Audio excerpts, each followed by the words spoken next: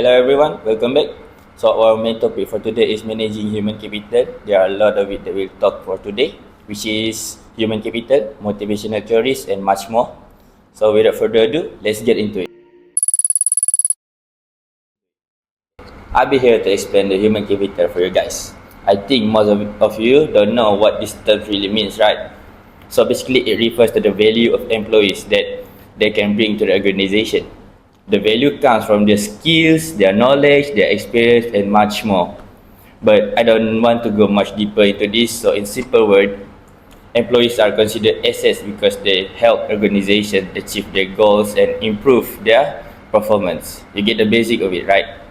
Okay, so next we will go to its major component, which is intellectual, emotional, and social capital. We'll go one by one. First is intellectual.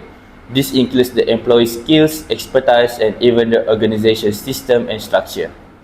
Organizational value this aspect the most because it couldn't be imitated easily and are varies among people.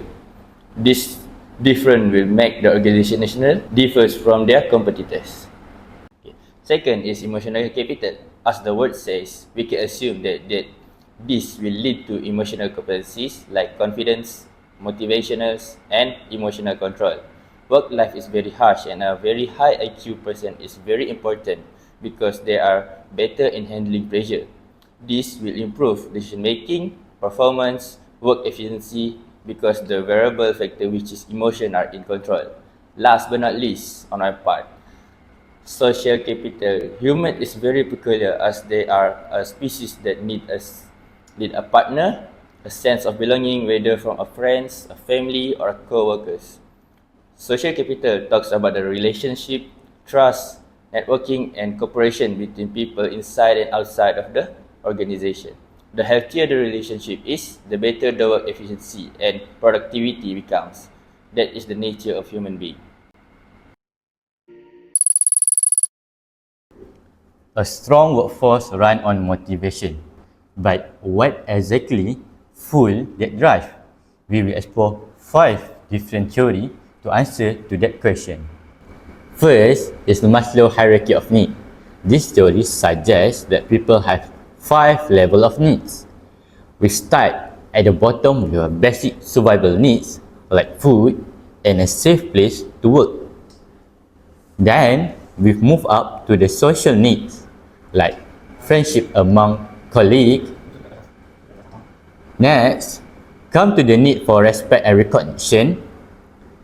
Finally, employees want to reach their full potential at work. Second is Herzberg's 2-factor theory. Herzberg split workplace factor into 2 separate groups. Hygiene factor prevent unhappiness. This includes a fair salary, clean workspace, and clear company rules. But hygiene factor do not make people work harder. To get a real effort, manager must use motivated. This includes public recognition, challenging tasks, and chance for personal growth. Third is Bloom's expectancy theory. This theory focuses on clear mental process, state that employees put an effort only if they believe it leads to good performance. But they also need to believe their good performance will bring a reward. Most importantly, that reward must be something they actually want. A cash bonus works better than a free lunch for many people. Fourth is Loki goal setting theory. Edwin Locke showed that specific and difficult goals lead to a better work. Vague instructions fail to motivate. When employees have a clear and measurable target, They focus their attention, they try much harder to succeed, and they stay on track longer. Finally, we have Adam equity theory. John Adam focused the theory entirely on fairness. Employees constantly compare their own effort and reward against the effort and reward of their co-worker. If two people do the same job but get different pay, problem happen. If employees feel the balance is unfair, their motivation drop quickly and they might even quit. Psychological contract, which refers to the unwritten expectation between employers and employees. Unlike an official employment contract, a psychological contract is not written on paper.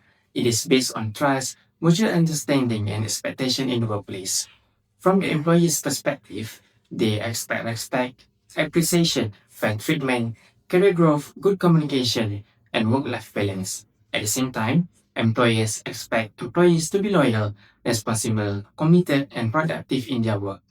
When both sides fulfill this expectation, employees usually feel motivated, satisfied, and more committed to the organization. They are willing to contribute more effort and work harder because they feel valued. However, problems happen when the psychological contract is broken. For example, when employees feel ignored, unappreciated, or treated unfairly, they may lose trust in the good organization. This can reduce motivation, lower performance, increase stress, and even cause employees to resign.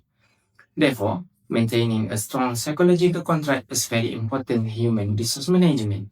Employers should practice good communication, fairness, and respect towards employees.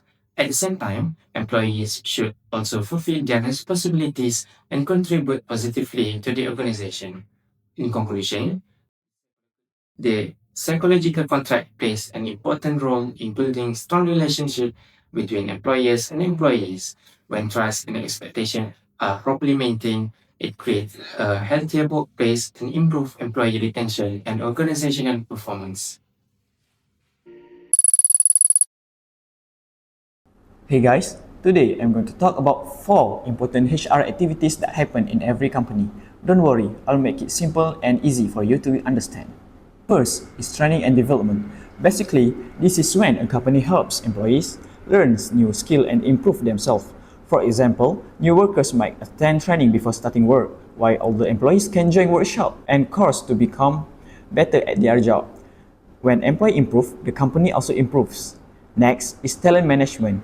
This is all about finding talented employees and helping them grow into a company.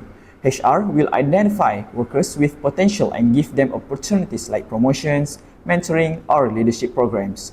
At the same time, company also try to keep talented employees so they don't leave for another company. The third one is performance management. This means checking and improving employee performance. Managers usually set targets, monitor progress, and give feedbacks. Sometimes, employees also have performance review to see what they are doing well and they need to improve. This helps employees stay motivated and performing better. Lastly, HR planning. HR needs to make sure the company has enough workers with the right skills, so they plan ahead for hiring, training, and future job positions. For example, if a company wants to expand, HR must prepare early by recruiting more employees. So, overall, these HR activities are important because they help employees develop, improve company performance, and make the workplace more organized and efficient. So, we just cover hiring, training, and motivation. Here's the harsh reality. All the effort and investment means absolute nothing if your best people pack up and leave after 6 months. This is where employee retention comes in. Retention is not just about keeping people around by putting a ping-pong table in the back room. It's about protecting the company's actual engine. High turnover destroys a business from its inside out. It breaks workflow, ruins client relationship, and kills the team morale. So next, the biggest problem is something called toxic knowledge. Toxic knowledge is the street smart of the job. It is the information that is never written down in any standard operation procedure. It is employee who know exactly how to talk down a previous supplier. If it's person who knows the exact trick to fix a software system that will crash, you cannot train that into fresh graduate overnight. It takes years of hands-on experience to build. When an experienced employee resigns, that tacit knowledge literally works out the door with them. The company gets dumber the second they hand in their budget. Then you have to deal with a turnover cost. People usually think cost of replacing staff is just price of posting an ad on LinkedIn or JobStreet. That is just a tip of the iceberg. The real turnover costs are the lost productivity while the seat is empty. It is a burnout of your remaining staff who have to work double shift to cover a gap. It is the week or a month on onboarding it takes just to get the new hire to a baseline level of a competence. You are basically burning cash just to get back where you start. To sum up, retaining your employee is not some sort of HR initiative. It is a pragmatic, critical strategy survival.